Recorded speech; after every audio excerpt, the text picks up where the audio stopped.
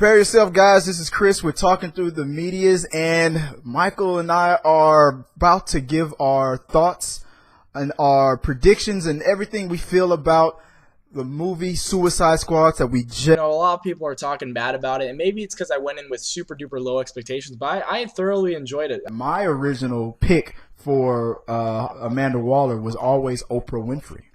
All right, what I really thoroughly enjoyed was the soundtrack. I really loved the soundtrack, and some people may say, it kind of told you how to feel. It played during the scenes where you want to feel sad, play a sad song. You want to feel high, play a happy song.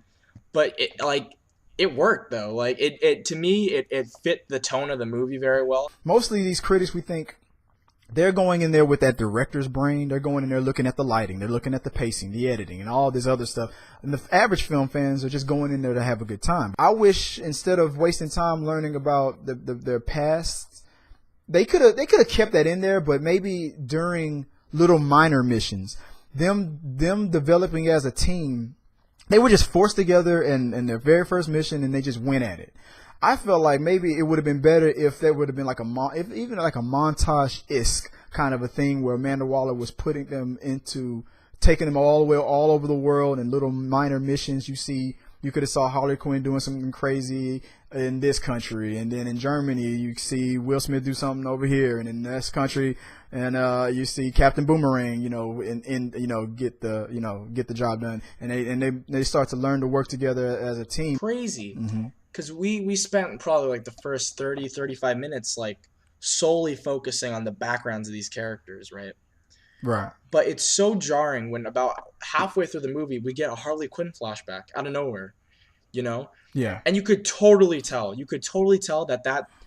that scene was meant to be put at the beginning during. It felt like what they did with Enchantress was made her the Hawkeye of this movie. She was immediately taken out of the team. Oh, you're right. And was evil. Yeah. And for the majority of the movie, and then at the end comes back. I really do wish that we got more Jared Leto in this, because I feel like I liked him. So does Jared Leto. I just read an article where he's upset that so much was cut out. Yeah. I feel like there was so much more there.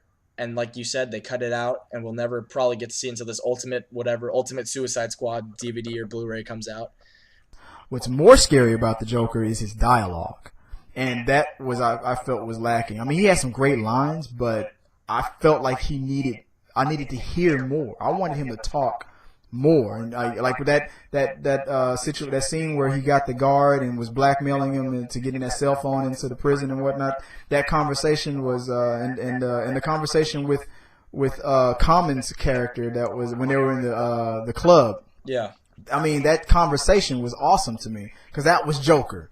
But definitely. After that, everything was just shoot him up, shoot it up kind of a thing, and it just was like, okay, I don't know. I feel like the more dialogue Joker gets, the scarier Joker gets. And the Batman was awesome. Definitely. I like that underwater scene when he goes to rescue Harley, and that was a real funny moment. Yeah. He tries to save her, and she pretends to be dead underwater. Now how awesome is that? In Captain Boomerang's flashback, Flash already has his suit.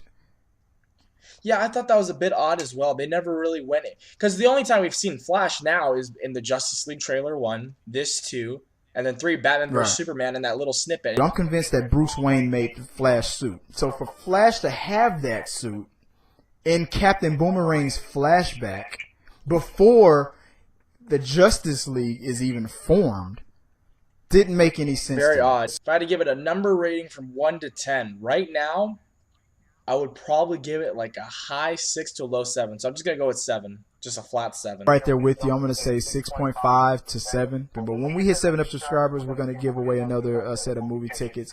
When we hit 1,000 subscribers, we're planning on giving away a gaming console. You definitely have to be a subscriber. So please, please, please hit that like button, hit the subscribe button. Once again, Chris, we're talking through the medias. This is Michael. We're talking through the medias, and we will see you next time at the movie.